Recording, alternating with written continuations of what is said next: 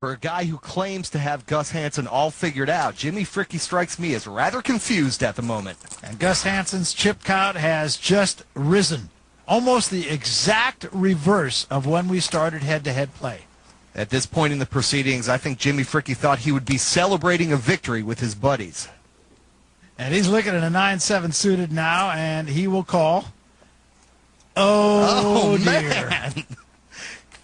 Gus Hansen, sometimes when it's going right, it is going right. And what better time for it to go right than now? And Hansen raises to $350,000. And Jimmy Fricke probably can't imagine this nice-looking suited connector hand is such a big underdog. And Fricke will call. Gus Hansen swallows hard and hopes his opponent gets a little piece. Queen 8-6. And that flop could be just enough to get Jimmy Fricke in trouble. He has picked up an open-ended straight draw. Gus Hansen leads out with the aces. All in. Fricke moves all in. Call. Instant call from Gus. Flop top pair again. It's better than that. With 2 cards to come, Gus Hansen is about a 2-1 favorite to win it all. Hansen has seen Fricke pull rabbits out of hats.